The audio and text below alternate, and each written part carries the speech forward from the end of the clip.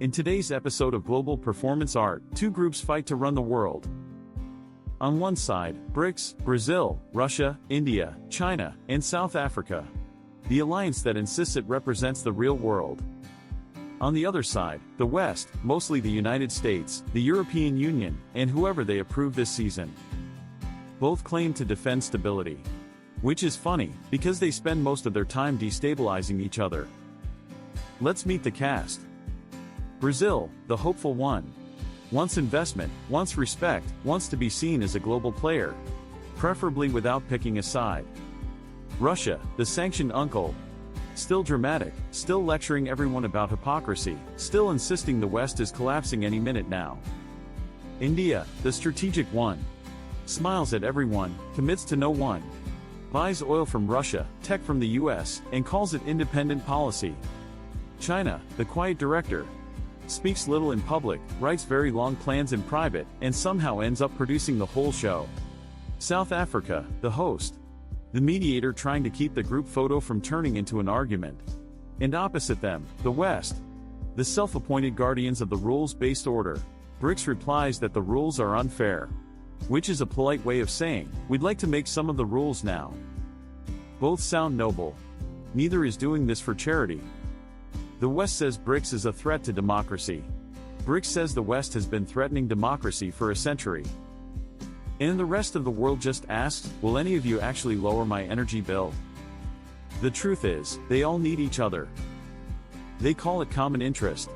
But really, it's 5 separate agendas in the same Zoom call. Meanwhile, the West talks about shared values. Values that often expire. The moment business gets good.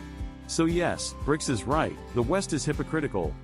And yes, the West is right, BRICS isn't a block of saints either. This isn't a fight between good and evil. It's a fight over who gets to do the hypocrisy. Let's talk money. Because geopolitics is just economics wearing a flag. BRICS says, we should trade in our own currencies. The West says, good luck replacing the dollar. And both are kind of right. Yes, the dollar gives the US too much power. But no, 5 countries that barely trust each other won't be launching a perfect new currency anytime soon. So when BRICS says multipolar world, what they mean is, stop telling us what to do. And when the West says rules-based order, what they mean is, keep using our system, it works fine. For us. Here's the twist no one likes to admit, neither side actually wants the other to collapse. They just want enough tension to negotiate better. This isn't World War. It's pricing. But drama sells better than pricing. So we get headlines like BRICS to topple Western dominance, and the West to isolate authoritarian regimes. Meanwhile, in the real world, ships keep moving, planes keep flying, and everyone still trades with everyone. Because ideology is fun, until the invoice arrives. So, is BRICS the future? Maybe part of it. Is the West finished? Not even close. Power doesn't retire. It adapts. What we're seeing isn't revolution. It's renegotiation. Old powers saying, we still run this. New powers saying, you don't run it alone.